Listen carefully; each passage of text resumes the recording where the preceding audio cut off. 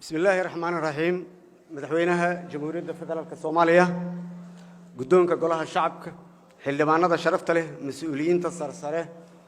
ee dawladda ciidamada amniga bahda saxaafadda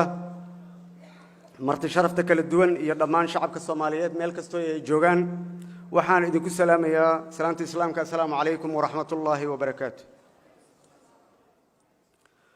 marka hore waxaan u mahad celinayaa madaxweynaha jamhuuriyadda federaalka Soomaaliya mudane Maxamed Cabdullaahi Farmaajo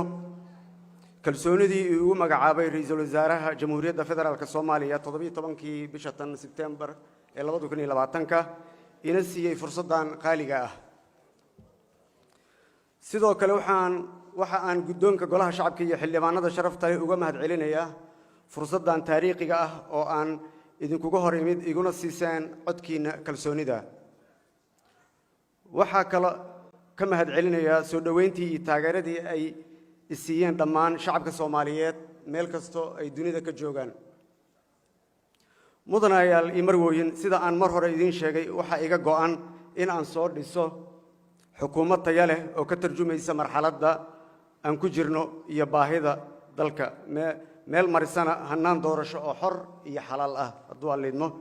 heshiisna lagu wada yahay mudanayaal imarwooyin xildhibaanada sharafta leh waxaan rajaynayaa in aad siin doontaan xukuumadda aan soo dhisi doono iyo barnaamijkeeda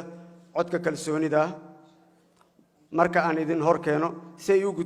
ay u gutaan waajibaadka baaxadda leh ee hor yaalla hadduu Allah subhanahu wa ta'ala idmo waad mahadsantiin